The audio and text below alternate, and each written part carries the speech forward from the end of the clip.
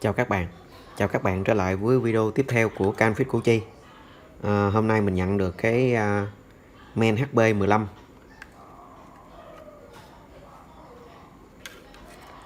Mã men của nó là LAH323B review 1.0 nha các bạn. Hiện trạng của cái con này thì nó cũng đang bị chạm nguồn 19 nha các bạn. Nhưng mà cái dòng này thì mình không có sơ đồ mạch nha các bạn. Schematic thì mình cũng không có luôn. Nói chung là bây giờ mình chỉ làm phán đoán nha các bạn, làm theo kinh nghiệm thôi. Thì mình cũng sử dụng nguồn 5V, mình để khoảng 2A nha các bạn. Đó, mình sẽ ghim vào khu vực nguồn 19 nha các bạn. Rồi mình sẽ dùng tay mình sẽ sờ các vị trí tụ linh kiện nào bị nóng là mình sẽ loại trừ con đó nha các bạn. Chứ cái dòng này là dòng i5 thế hệ 8, không có Sima nha các bạn, chưa có Sima.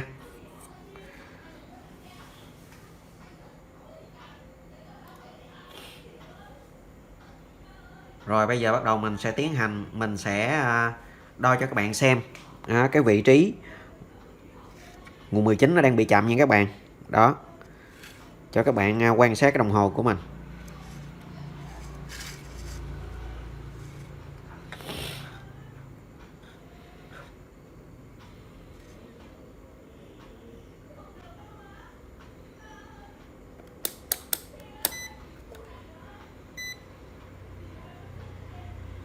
Rồi các bạn quan sát cái đồng hồ.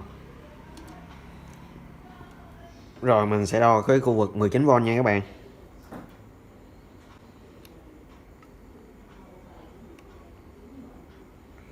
Đó, tổng trở còn có 0 chấm mấy nha các bạn.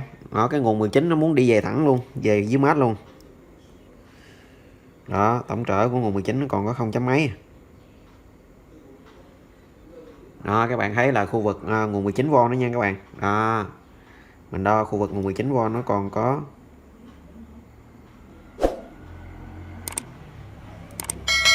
0 chấm mấy V này nha các bạn.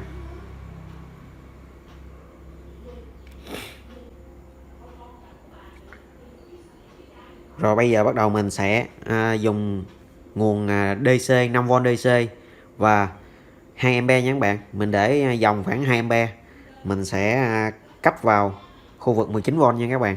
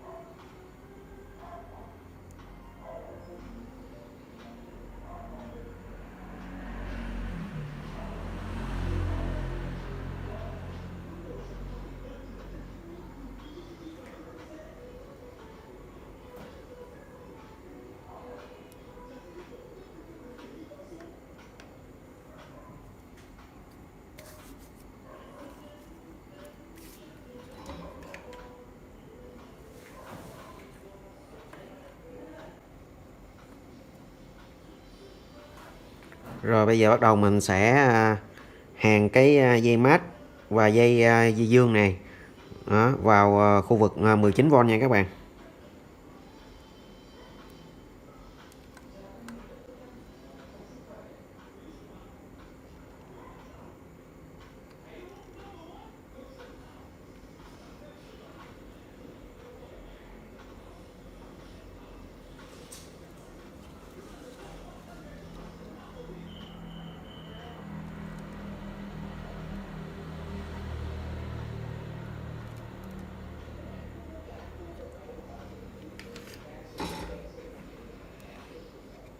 Rồi, cũng là một cái ban quen thuộc nha các bạn. Đó, mình sẽ hàn vào vị trí tụ 19V nha các bạn.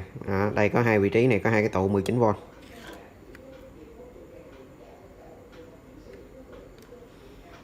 Rồi bây giờ mình sẽ cắm nguồn 5V DC và 2A vào nha các bạn, để mình quan sát và xem cái vị trí nào nóng nha các bạn. Đó, mình sẽ loại bỏ cái vị trí đó.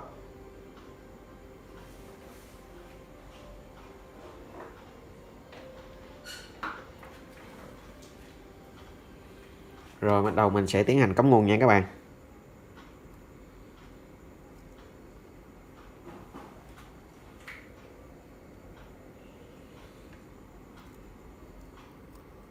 Rồi bây giờ mình sẽ rồi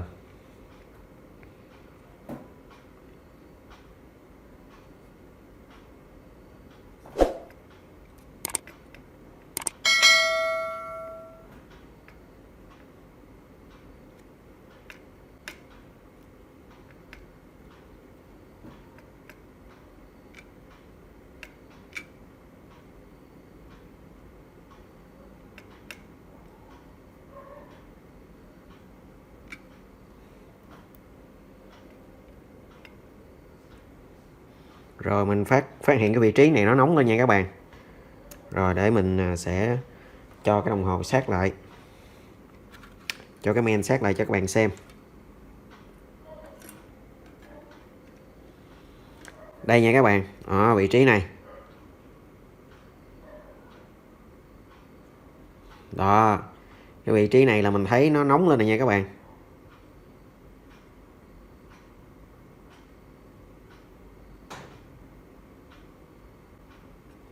Rồi bây giờ bắt đầu mình sẽ khò để loại bỏ cái tụ này ra, xem cái nguồn 19 nó có hết bị sọt không nha các bạn.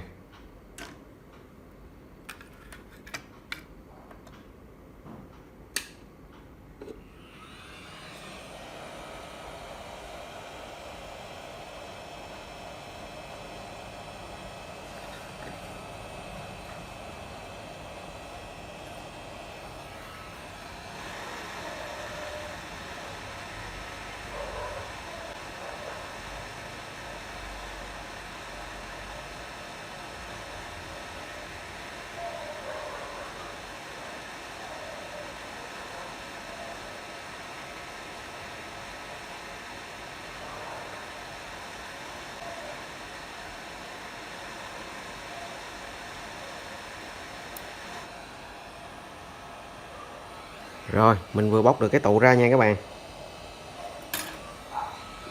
Bây giờ mình sẽ đo lại xem nó còn bị sọt không nha các bạn.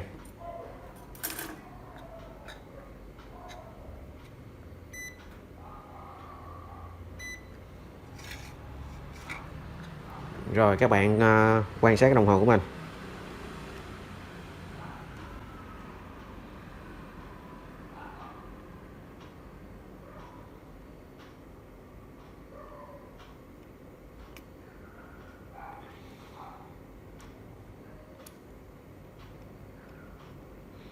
Rồi tổng trở đã lên cao nha các bạn. Đó, tổng trở đã lên cao. Rồi ok, mình sẽ để gần cái men lại cho các bạn xem. Đây là cái vị trí mình tháo cái con điện trở bị sọt ra nha các bạn.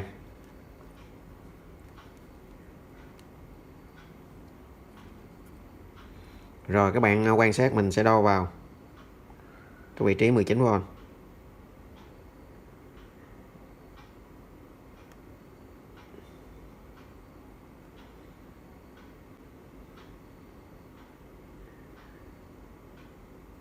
Đó, hấp resort rồi nha các bạn.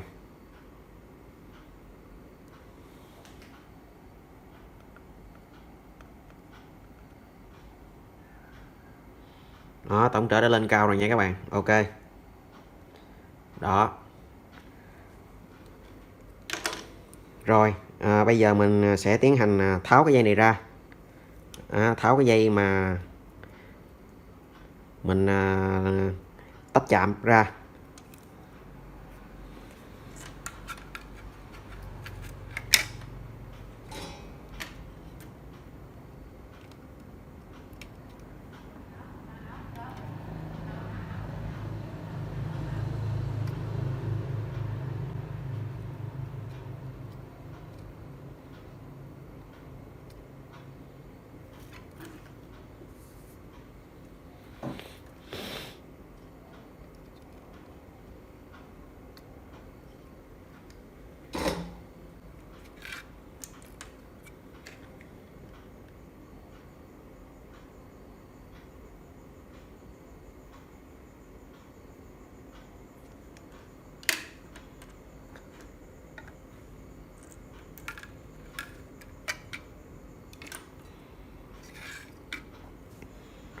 Rồi bây giờ mình sẽ cắm nguồn và mình sẽ kích xem máy có dòng chạy không nha các bạn. Sau đó mình sẽ cắm vào màn hình xem máy có xuất hình hay không.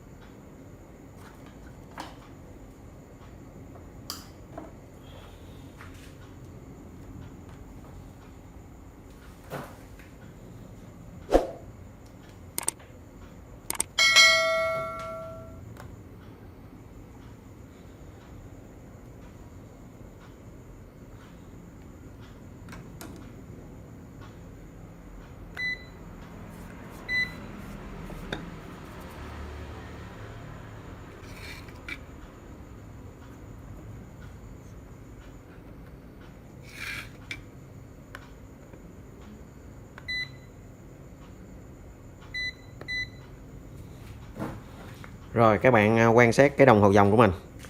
Đó, bây giờ mình sẽ tiến hành cắm nguồn nha các bạn.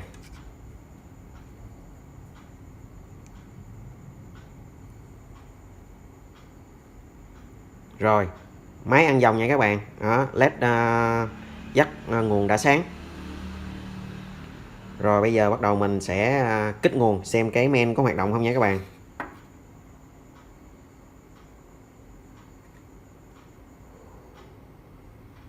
Rồi như vậy là main đã có dòng chạy nha các bạn.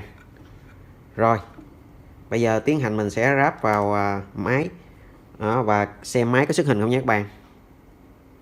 Mời các bạn theo dõi tiếp. Rồi bây giờ mình sẽ gắn cái main vào màn hình nha các bạn. Và mình sẽ kích nguồn xem là cái main có chạy và xuất hình hay không nha các bạn. Rồi mình sẽ tiến hành mình cắm nguồn.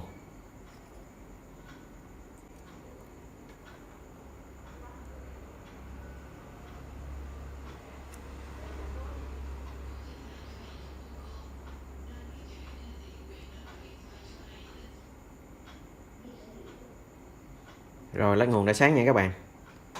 Rồi led nguồn đã sáng. Rồi bây giờ mình sẽ kích nguồn.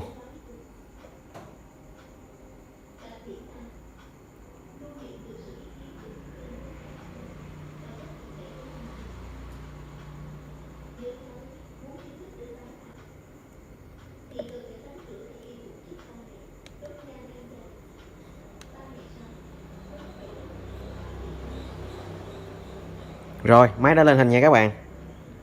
Ok, đây mình sẽ cho các bạn xem. Máy đã xuất hình nha các bạn. Đây, máy đã xuất hình. Rồi như vậy là video mình xin kết thúc tại đây. Hẹn gặp lại các bạn vào video tiếp theo. Chào các bạn. Ok.